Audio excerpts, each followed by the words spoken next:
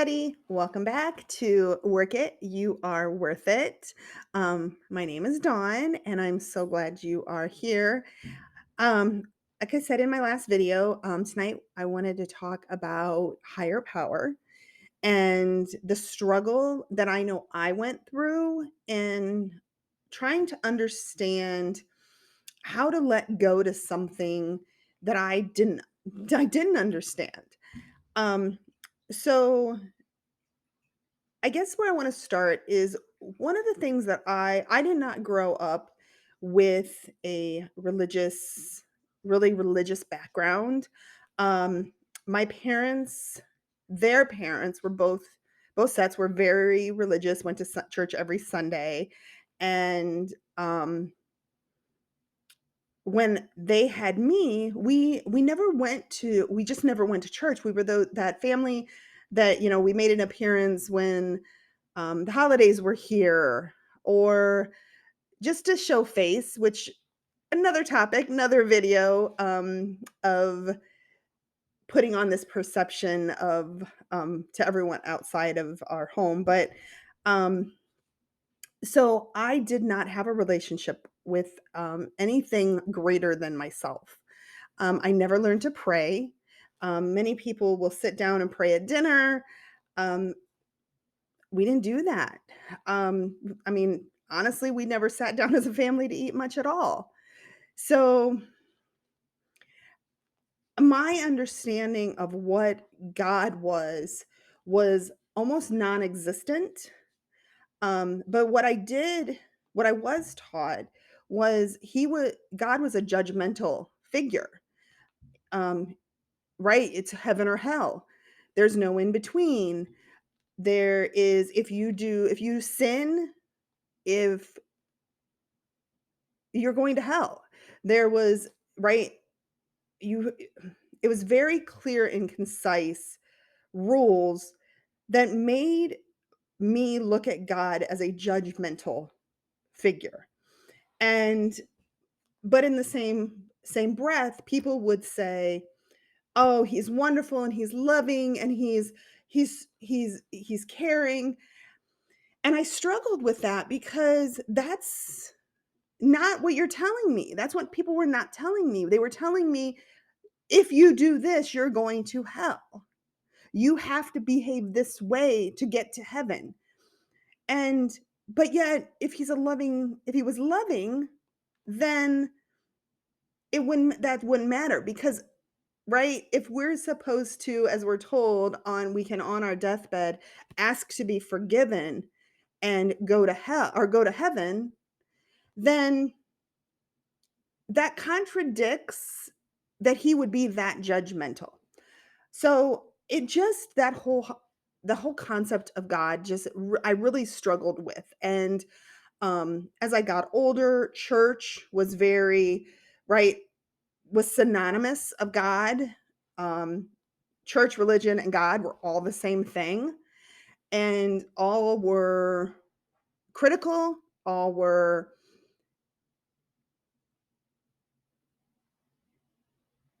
harsh, were non-inclusive, um, contradictory for me. And that's right. I could talk about those things, but um, I struggled with that. So definitely grew up, and especially as I went into my adult years, not having that relationship. Um, I never was threatened with God. My grandparents would talk about it, would tell me about it. Um, right? You hear it from other people, you hear it in other families. Um, but for me, it was just non-existent. Um,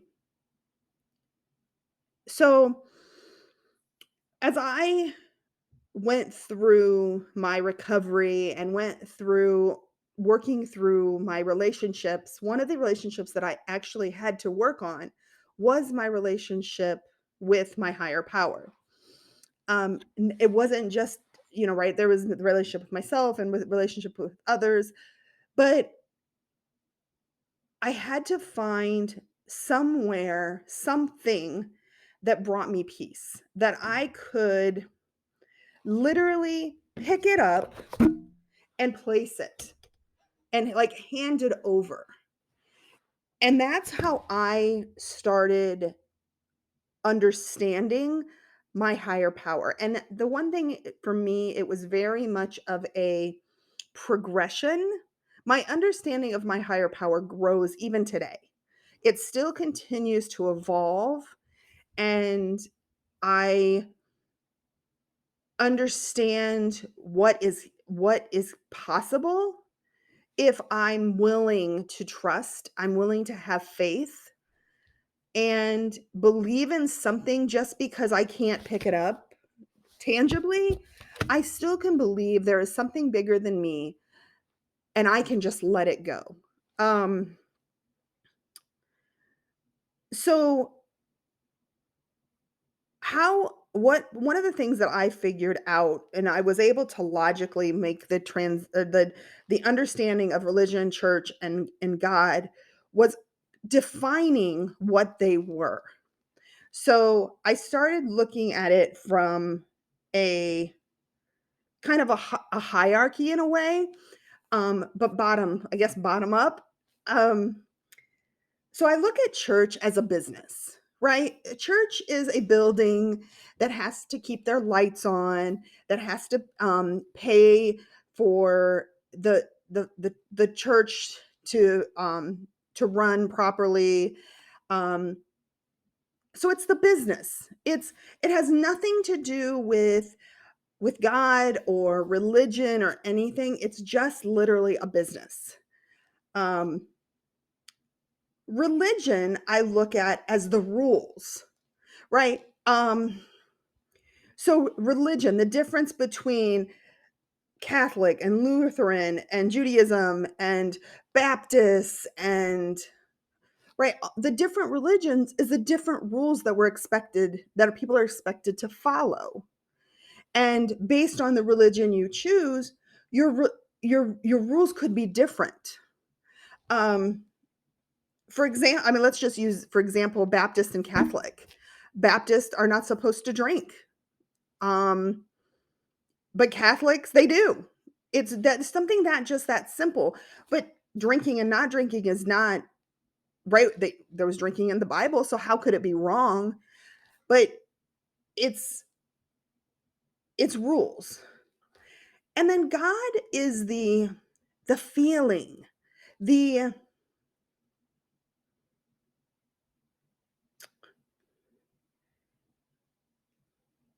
it's what we feel. It's how we it's that little voice in in ourselves that's talking to us. And um right, we all have an intuition. We all will be doing something and we hear that little voice inside. People will say, it's your women's intuition." Men have it too, but right, most people know what a woman's intuition is. And that's what it is. That voice, that what you're hearing is your higher power. And our higher power is always telling us what to do or not what to do. Like it is in us. We hear it. The thing is we choose to ignore it. And when we choose to ignore it, it's because we don't understand it. We right, we have relied on ourselves for so long to take care of us that and knowing that if we overthought things or tried to control things that we could manage it better. But what we have to do is we have to listen to that voice. um your higher power should be come from a place of should feel like a place of safety. It should feel like it's outside of having a relation the most intimate relationship you should have, which is yourself and your higher power, your something that is bigger than you. I know when I started out on my journey, because like I said earlier, I had a non-existent relationship with my higher power. And I had to figure out what that meant to me. So, my therapist actually asked me a question one day, and she's like, "If you close your eyes, where can you go and feel peace? Where can you go and have that feeling of and all the stress and all that anxiety and all that weight just disappears?" And for me at the time, it was the beach. And so for me, my higher power became the beach. It was that place where I could shut my eyes and take what was weighing me down, and again, lifting it up and just placing it there. As I went through my process and my recovery, I found that it just would continue. It was the beach, and then it would, I started kayaking, and I for a period of like, I could go to a point get in a point where I could feel myself sitting in the kayak, hearing the kayak go through the water. I could hear the birds, I could hear the sounds, I could hear the paddle in and out of the water, and I could disconnect from all of those yucky feelings. And as I continued to realize what that felt like, I started evolving. So now it's right. I got to then I could walk outside and just this just the being outside where looking at the blue sky and the grass and the trees and realizing there's something bigger than me, I could continue to let it go. Um, I said earlier I was never raised to pray. So sitting down or many people will say, you need to sit down and, and meditate and have a conversation with God or with your higher power, and I struggled with that. I struggled with that, being able to do that specifically. And one of the things that I started doing as well was I started having a conversation. So I'm that crazy person that's in their car by themselves, just talking away, having a conversation, cussing up a storm to my higher power because he don't care. He doesn't care. And I use the word he just because it rolls off the tongue for me, but I don't have a face to it. It's my higher power doesn't have a face. My higher power is a feeling. It's not the white guy with the beard on the wall and the robe. It's not. I can't tell you what it is. I can't tell you what it looks like. I can tell you what it feels like, sort of, but it's not about what it looks like. And so like I said, I started having conversations, and now all I have to do, it doesn't even have to be a huge conversation anymore. When I start feeling my shoulders getting tight, or I start feeling that yucky feeling, or I start feeling tense, or my brain starts spiraling, I can just say, HP, I can't. I just can't. You got to take this from me. I can't. And he will, because I let him. I let him take it. But that doesn't mean I don't get it back, right?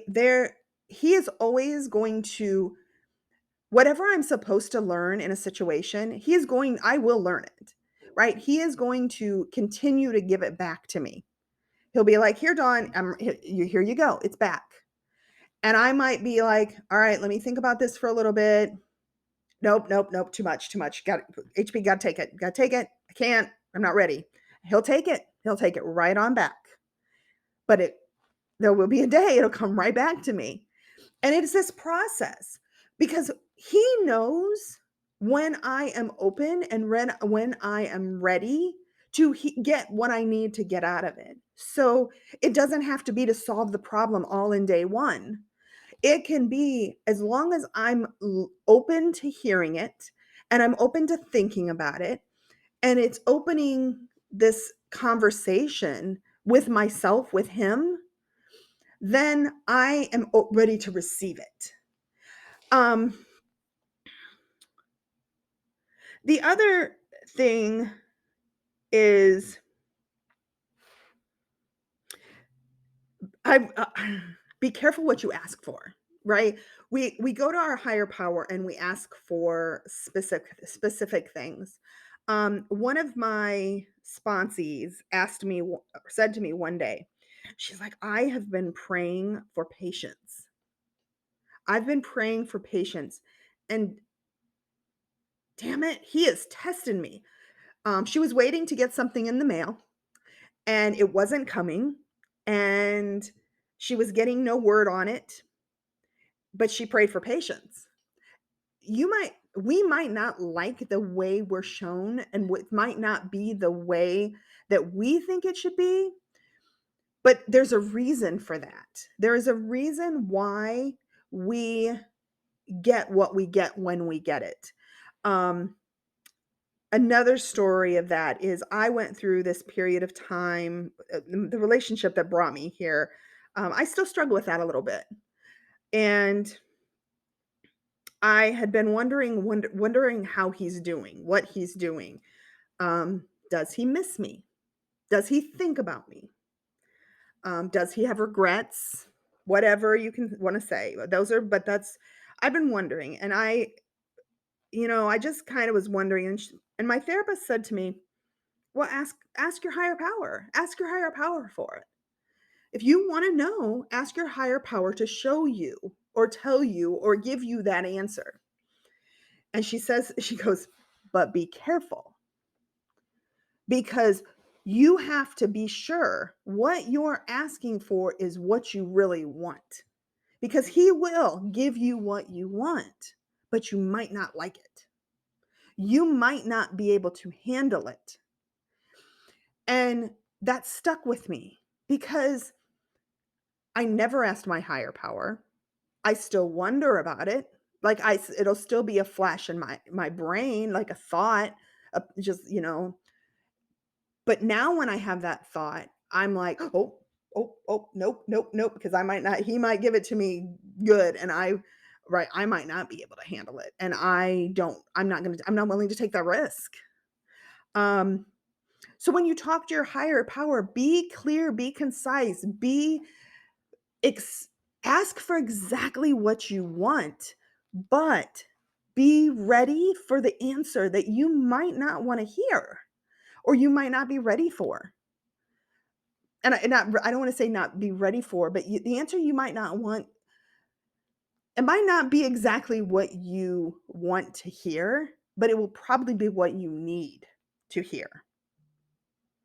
So, um,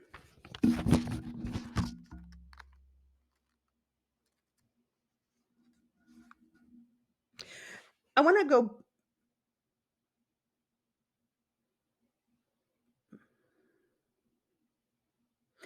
one of the other things I wanna, w that, we need to be careful of when we are talking to our higher power, or not when we're talking to our higher power, when we're talking in general, and, right, this is one of the another topic out on another video will be about speaking intentionally because, it's important, but, one of the other things that we tend to do is we use this we 2 words we should never put in our vocabulary are always and never, right? Those are stories, and they are not based on fact, and so when we say, I never one of the things I used to say, "I'm never gonna own a dog. I'll never own a dog." I don't know where he is right now, but my dog is back here somewhere. Um, I'm always busy. I'm always busy. Well, no, I'm not. I didn't do much at all the other night on Sunday. I didn't do anything on Sunday. I wasn't busy at all. But what happens when we use those words always and never? We are not allowing our higher power to work in our life because they are such strong words, and they are just not true. And anything, if you are willing to ask for it and you are willing to listen and you are willing to get the fuck out of your own way, your higher power will give you what you need. But he can't if we are always in this always never mindset. Um, and that's, I think I think just like a lot of things in life, right? Going back to the whole thing with religion being the rules, is we put rules on how we should look at something greater than ourselves. And that is all a higher power is. It can be the universe, it can be God, it can be the beach, it can be the ocean, it can be the tree, it can be just something that's bigger than you. And sometimes it can be a doorknob. Because if that doorknob allows you to pick up something and place it over there for just a minute so you can deal with what is going on, then that's good enough. Your higher power is yours and your understanding of that. And so I encourage you to find and figure out what that is to you. It's taking a moment to just think about, where can I go? What can I do? Where can I find peace to just take a breath? And if you take that moment, and it doesn't take much, it can be. I was at my mom's one holiday, it was last year sometime or something, and I was just getting really annoyed. And all I did, I needed to just I just literally I didn't make a big production. I knew I was gonna, like, to have I needed to be in a healthy space, and I just walked into the bathroom, and I shut the door. Didn't have to go to the restroom, but I walked in the bathroom, and I shut the door. Nobody knew I was even gone, and I just was, "HP, please allow me to have patience through this. Just give me the patience to get through this day." I turned on the water, washed my hands, walked out of the bathroom, and I made it through the day. Because no longer was I in my head spiraling and trying to control and trying to work through it on my own. I knew I had no control, and I knew I had to let it go. And that's really how we need to approach our higher power, and I encourage you to approach your higher power. Um, if you have an opportunity, write down what your understanding of your higher power is. Um, it doesn't have to be a picture. It can be a picture of something. It can be a feeling. Um, Many people meditate just to be able to have that where they're getting the noise out of the way so they can hear and they can actually let their higher power speak to them. Um, how that happens for you is your choice, just like everything is in recovery and in life. Um, so I wish you good luck with that. I know it can be hard. But I just really want you to be able to find a place of peace with your higher power. Because when you can, it will it will transform how you approach a lot of things in life. So good luck with this. Um, right. Definitely check out the website. I'll put that link in the bottom. It's also in the description. So check out the website. You can like us on Facebook. I think that's in there, and that's in the description as well. Please subscribe to the page, please. I really want to get these videos out to you, and I really want to work with everybody. What I was going to say about the website is there's a place for um, to contact me, ask questions. I would love to have topic ideas. Um, again, I said last video, I plan on bringing some guests in and, talking about having conversations with other people. Check out the Instagram page, check out the Reddit page. All again are Work It, some sort of Work It, You Are Worth It combination, but you can find them all on the Facebook or on the website. So again, subscribe to the channel, like this video, all that stuff, like all that social media stuff, or whatever you want to call it. So thank you again. Work this because you are worth it. Love to all. Bye.